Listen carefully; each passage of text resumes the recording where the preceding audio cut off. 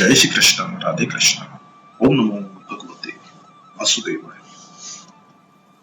पूर्वोक्त प्रकार से निर्विकल्प स्थिति न हो तो क्या करें, इसके लिए आगे के श्लोक में अभ्यास बताते हैं। साधक ने जो ध्येय बनाया है उसमें यह मन टिकता नहीं, ठहरता नहीं, अतः उसको अस्थिर कहा गया है। यह मन तरह तरह के सांसारिक भोगों का, पदार्थों का चिंतन करता है, अतः इसको चंचल कहा गया है। तात्पर्य है कि यह मन न तो परमात्मा में स्थिर होता है और न संसार को ही छोड़ता है। इसलिए साधक को चाहिए कि यह मन जहां जहां जाए, जिस जिस कारण से जाए, जैसे जैसे जाए, जब जब जाए, इसको वहां वहां से, उस कारण से, वैसे वैसे, तब तब हटाकर परमात्मा में लगाए। इस अस्थिर और चंचल मन का नियमन करने में सावधानी रखें, ढिलाई न रखें। मन में परमात्मा में लगाने का तात्पर्य है कि जब यह पता लगे कि मन पदार्थों का चिंतन कर रहा है, तभी ऐसा विचार करें कि चिंतन की वृत्ति और उसके विषय का आधार और प्रकाशक परमात्मा ही है। यही परमात्मा में मन लग रहा है। मन जिस किसी इंद्रियों के विषय में, जिस किसी व्यक्ति, वस्तु, घटना, परिस्थिति आदि में चला जाए, अर्थात उसका चिंतन करने लग जाए, उसी समय उस विषय आदि में से मन को हटाकर अपने ध्येय परमात्मा में लगाए, फिर चला जाए तो फिर लाकर परमात्मा में लगाए। इस प्रकार मन को बार बार अपने ध्येय में लगाता रहे। जहां जहां मन जाए वहां वहां ही परमात्मा को देखे। जैसे गंगा जी याद आ जाए तो गंगा जी के रूप में परमात्मा ही है, गाय याद आ जाए तो गाय के रूप में परमात्मा ही है। इस तरह मन को परमात्मा में लगाए। दूसरी दृष्टि से गंगा जी आदि में सत्ता रूप से परमात्मा ही परमात्मा है, क्योंकि इनसे पहले भी परमात्मा ही थे, इनके मिटने पर ही परमात्मा ही रहेंगे और इनके रहते हुए भी परमात्मा है। इस तरह मन को परमात्मा में लगाए। साधक जब परमात्मा में मन लगाने का अभ्यास करता है तब संसार की बातें याद आती है। इससे साधक घबरा जाता है कि जब मैं संसार का काम करता हूँ तब इतनी बातें याद नहीं आती, इतना चिंतन नहीं होता, परंतु जब परमात्मा में मन लगाने का अभ्यास करता हूँ तब मन में तरह तरह की बातें याद आने लगती है। पर ऐसा समझकर साधक को घबराना नहीं चाहिए, क्योंकि जब साधक का उपदेश परमात्मा का बन गया तो संसार के चिंतन के रूप में भीतर से कूड़ा कचरा निकल रहा है, भीतर से सफाई हो रही है। तात्पर्य है कि सांसारिक कार्य करते समय भीतर जमा हुए पुराने संस्कारों को बाहर निकलने का मौका नहीं मिलता। इसलिए सांसारिक कार्य छोड़कर एकांत में बैठने से उनको बाहर निकालने का मौका मिलता है और वे बाहर निकलने लगते हैं। साधक को भगवान का चिंतन करने में कठिनाई इसलिए पड़ती है कि वह अपने को संसार का मानकर भगवान का चिंतन करता है। अतः संसार का चिंतन स्वतः होता है और भगवान का चिंतन करना पड़ता है, फिर भी चिंतन होता नहीं। इसलिए साधक को चाहिए कि वो भगवान का होकर भगवान का चिंतन करे। तात्पर्य है कि मैं तो केवल भगवान का हूं और केवल भगवान ही मेरे हैं। मैं शरीर संसार का नहीं हूं और शरीर संसार मेरे नहीं है। इस तरह भगवान के साथ संबंध होने से भगवान का चिंतन स्वाभाविक ही होने लगेगा, चिंतन करना नहीं पड़ेगा। ध्यान करते समय साधक को यह ख्याल रखना चाहिए कि मन में कोई कार्य जमा न रहे, अर्थात अमुक कार्य करना है, अमुक स्थान पर जाना है, अमुक व्यक्ति से मिलना है, अमुक व्यक्ति मिलने के लिए आने वाला है तो उसके साथ बातचीत भी करनी है, आदि कार्य जमा न करें। इन कार्यों के संकल्प ध्यान को लगने नहीं देते। अतः ध्यान में शांत चित्त होकर बैठना चाहिए। ध्यान करते समय कभी संकल्प विकल्प आ जाए तो अगलम बगलम स्वाहा ऐसा कहकर उनको दूर कर दें, अर्थात स्वाहा कहकर संकल्प विकल्प की आहुति दे दें। सामने देखते हुए पलकों को कुछ देर बार बार शीघ्रता से झपकाएं और फिर नेत्र बंद कर दें। पल के झपकने से जिसे बाहर का दृश्य कटता है, इसे ही भीतर के संकल्प विकल्प भी कट जाते हैं। पहले नासिका से श्वास को 2-3 बार जोर से बाहर निकालें और फिर अंत में जोर से फुंकार के साथ पूरे श्वास को बाहर निकालकर बाहर ही रोक दें। जितनी देर श्वास को रोक सके उतनी देर रोक कर फिर धीरे धीरे श्वास लेते हुए स्वाभाविक सांस लेने की स्थिति में आ जाए। इससे सभी संकल्प विकल्प मिट जाते हैं। यदि पूर्व श्लोक के अनुसार चुप साधन न कर सके तो मन जहां जहां जाए वहां वहां से हटाकर उनको एक परमात्मा में लगाए। मन को परमात्मा में लगाने का एक बहुत श्रेष्ठ साधन है कि मन जहां जहां जाए वहां वहां परमात्मा को देखे, अथवा मन में जो जो चिंतन आए उसको परमात्मा का ही स्वरूप समझे। एक मार्मिक बात है कि जब तक साधक एक परमात्मा की सत्ता के सिवाय दूसरी सत्ता मानेगा तब तक उसका मन सर्वथा निरुद्ध नहीं हो सकता। कारण कि जब तक अपने में दूसरी सत्ता की मान्यता है तब तक राग का सर्वथा नाश नहीं हो सकता, और राग का सर्वथा नाश हुए बिना मन सर्वथा निर्विषय नहीं हो सकता। ताप के रहते हुए मन का सीमित निरोध होता है, जिससे लौकिक सिद्धियों की प्राप्ति होती है, वास्तविक तत्व की प्राप्ति नहीं होती। दूसरी सत्ता की मान्यता रहते हुए जो मन निरुद्ध होता है उसमें व्युत्थान होता है, अर्थात उन समाधि और व्युत्थान ये दो अवस्थाएं होती है। कारण कि दूसरी सत्ता माने बिना दो अवस्थाएं संभव ही नहीं है। अतः मन का सर्वथा निरोध दूसरी सत्ता न मानने से ही होगा।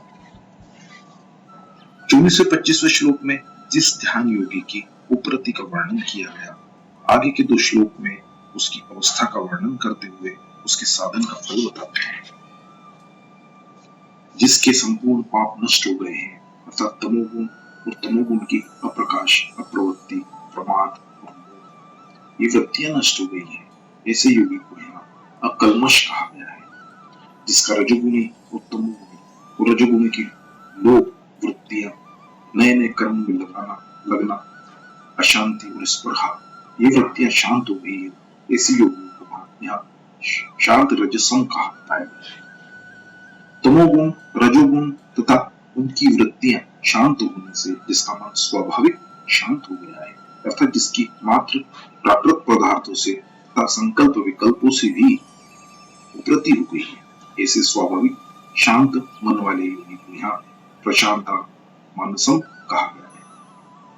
कहने का तात्पर्य है कि ध्यान योगी जब तक मन को अपना मानता है तब तक मन अभ्यास से शांत तो हो सकता है, प्रशांत अर्थात सर्वथा शांत नहीं हो सकता। परंतु जब ध्यान योगी मन से भी उपराम हो जाता है, अर्थात मन को भी अपना नहीं मानता, मन से भी संबंध विच्छिन्न कर लेता है, तब मन में राग और द्वेष नहीं होने से उसका मन स्वाभाविक ही शांत हो जाता है। 25वें श्लोक में जिसकी उपरामता का वर्णन किया गया है, वही उपराम होने से पाप रहित, शांत, रजोगुण वाला, प्रशांत मन वाला हुआ है।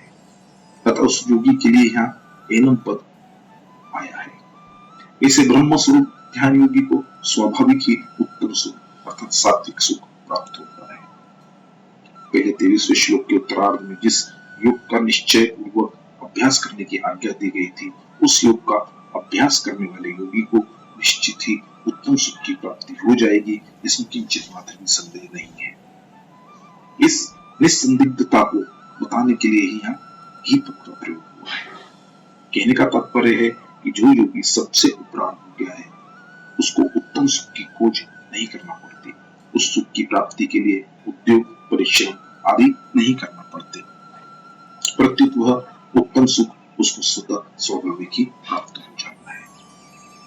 अपनी स्थिति के लिए जो मन को बार बार लगाना आदि अभ्यास करता है, वह अभ्यास यहाँ नहीं है, यहाँ तो अनाभ्यासी अभ्यास है, अर्थात अपने स्वरूप में अपने आप को दृढ़ रखना ही अभ्यास है।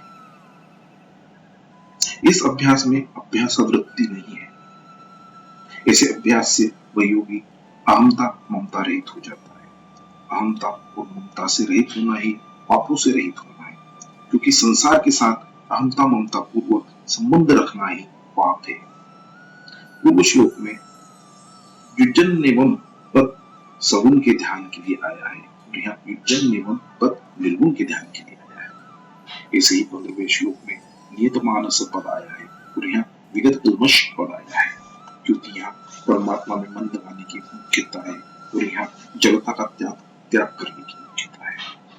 वहां तो परमात्मा का चिंतन करते करते मन सगुण परमात्मा में तल्लीन हो गया तो संसार स्वतः ही छूट गया और यहाँ अहंता ममता रूप कलमश से अर्थात संसार से सर्वदा संबंध विच्छेद करके अपने ध्येय परमात्मा में स्थित हो गया। इस प्रकार दोनों का तात्पर्य एक नहीं हुआ, अर्थात वहां परमात्मा में लगने से संसार छूट गया और यह संसार को छोड़कर परमात्मा में स्थित हो गया। उसकी ब्रह्मा के साथ जो अभिन्नता होती है उसमें मैंपन का संस्कार भी नहीं रहता, सत्ता भी नहीं रहती। यही सुख पूर्वक ब्रह्मा का संस्पर्श करना है। जिस सुख में अनुभव करने वाला और अनुभव में आने वाला ये दोनों ही नहीं रहते वो अत्यंत सुख है। इस सुख को योगी प्राप्त कर लेता है। ये अत्यंत सुख, अक्षय सुख और आत्यंतिक सुख ये एक ही परमात्मा स्वरूप आनंद के वाचक है। 18वें से 23वें श्लोक तक स्वरूप का ध्यान करने वाले जिस सांख्य योगी का वर्णन हुआ है उसके अनुभव का वर्णन आगे के श्लोक में करते हैं।